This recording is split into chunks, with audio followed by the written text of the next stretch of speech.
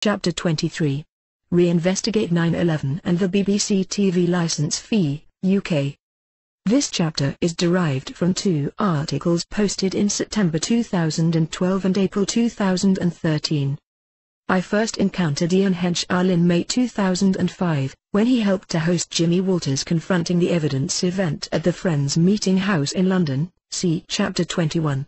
At some point he set up a website called Reinvestigate 9/11, the domain name http://reinvestigate911.org/ was registered on the 29th of July 2008. If you explore this website you will, predictably, find no reference to the evidence showing what happened to the WTC. For example, there is no reference to Dr. Wood's forensic study on the books page of Henshall's website. In 2012, I noted how Ian Henshall's Reinvestigate 9/11 initiative had continued to ignore and censor scientific research that has been published for years. In an email he sent around to his email list on the 8th of September 2012, this short paragraph is especially noteworthy. There has been no detailed explanation for the unprecedented collapse of three multi-story steel frame buildings, World Trade Center 1, 2, and 7 at near free fall speed, landing neatly in their own footprints. Most of the plane's jet fuel was burnt off in the initial impacts and Building 7 was not even hit by a plane. The buildings were explicitly designed to withstand a high-speed jet impact. Ian Henshall knows who I am and the area of research I have been involved with.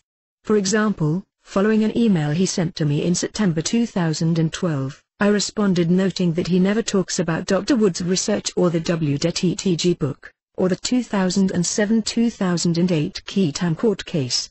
He wrote back and accused me of attacking him. In his response he stated, "Just in case you don't realize, you were personally the biggest single cause of the collapse of the 9/11 Truth campaign in the UK." You can see further details of this email on my website. Tony Rook and the BBC TV Licence Fee. In April 2013, and on several occasions since then, a fuss was made about a supposed victory by a man called Tony Rook when he refused to pay his TV licence fee. Ian Henshall, discussed above, was involved with this pointless and misreported effort. A posting was made on Facebook and elsewhere which claimed that Tony Rook's case against the BBC was a victory. Tony Rook had previously refused to pay his TV licence because he had stated that the BBC was engaged in the act of supporting terrorism. He therefore refused to pay his TV licence fee because of the Terrorism Act, 2000, Section 15 fundraising. I agree with Tony Rook on this idea, but I wondered if Tony Rook was really interested in what happened on the 11th of September and wanted to know the real truth. Just before Tony Rook's court hearing, Ian Henshall sent a message on the 23rd of February 2013 to his email list entitled Tony's Plea to Activists. In this message, Ian Henshall wrote, "At least one mainstream media crew will be present, but Tony is asking activists not to talk to them and not to hold up placards which do not represent his views. Please go to bottom to see his message in full." The message to the mainstream media is that Tony will be making a statement after the hearing and they should wait for that. Campaigners are concerned that the media will seek out and interview whoever they can find peddling a radical 9/11 theory and use them to attempt to discredit months of hard work. This has been a common tactic, for instance from the BBC in their Conspiracy Files programs. To prevent this happening, organizers intend to physically obstruct interviews with mainstream media outside the court if necessary. Activists attending the hearing are asked to make sure any signs represent the message of this campaign, that the BBC has covered up the truth on the 11th of September. Those with signs saying anything that would appear speculative to a general audience, 9/11 was an inside job, will be seen as undermining the court case and Tony's campaign.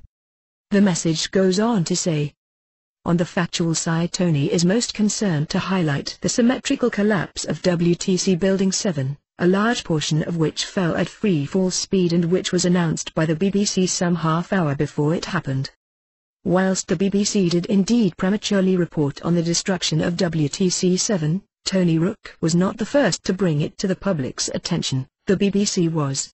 This was, apparently, in order to debunk the story in their 2008 Third Tower program, which was meant to be a documentary, but of course was just another piece of establishment propaganda to protect the real perpetrators of 9/11. Tony Rook made a film about 9/11.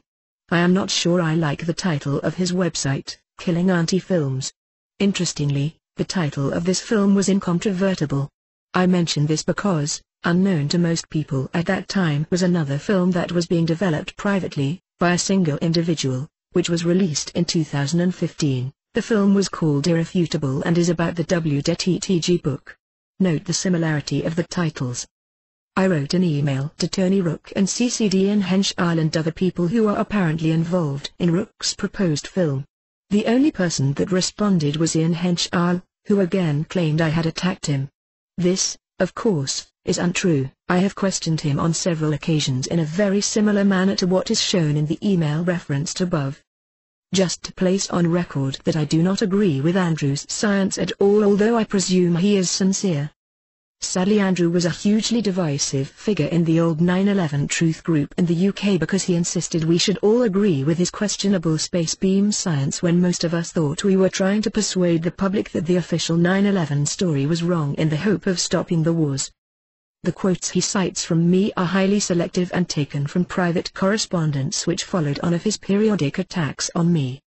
Tony Rook never replied and apparently wasn't interested in presenting irrefutable evidence in his court case.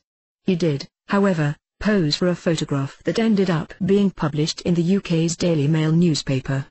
Danish 9/11 thermite sniffer Niels Harrit was apparently on hand to give evidence in court. Why?